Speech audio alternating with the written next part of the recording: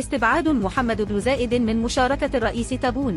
الجزائر تفاجي ملوك العرب مقاطعة القمة العربية في البحرين غياب الرئيس الجزائري عبد المجيد تبون عن فعاليات القمة العربية الثلاثة في المنامة البحريني.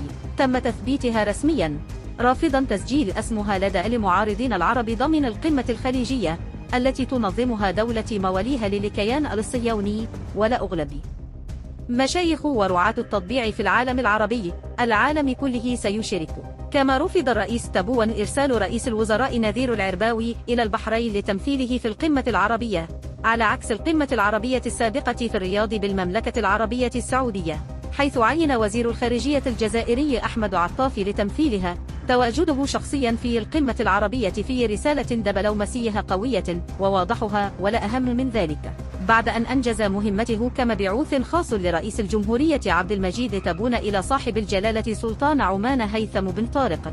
الوزير عاد وزير الخارجية أحمد عطاف مرة أخرى إلى المنامة عاصمة البحرين للمشاركة بصفته الممثل الشخصي لرئيس الجمهورية في الدورة 33 لمجلس جامعة الدول العربية في قمة الوزير. وسيلقى وزير الخارجية أحمد عطاف كلمة لرئيس الجمهورية عبد المجيد تبون تركز فيها على إشغال القمة التي 6 محور أعمالها حول أهم القضايا التي تهم الأمن القومي العربي. في المقام الأول هذه هي القضية الفلسطينية. وبعد نجاح الدبلوماسية الجزائرية في تحييد أجناده مشبوهة، حاول وزير خارجية المخزن ناصر بوري طه إدراجها في إشغال الاجتماع الوزاري على مستوى وزراء الخارجية العربي. تطابق غياب للرئيس الجزائري عبد المجيد تبون عن القمة العربية في البحرين مع مواقف بعض الدول المشاركة في المؤتمر بحسب مراقبين.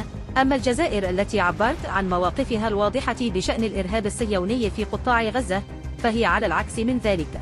المواقف التي عبر عنها شيوخ الخليج ولا سيما نظام الدولات في دولة الإمارات العربية المتحدة، كما أن غياب الرئيس تبون عن القمة العربية بحسب مراقبين جاء بسبب نتائج لم ترق إلى مستوى تطلعات القادة الجزائريين، مشيرا إلى ضرورة قطع العلاقات الدبلوماسية العربية مع الكيان الصهيوني والبدء بتصعيد اقتصادي ضده ردا على مجازره في قطاع غزة.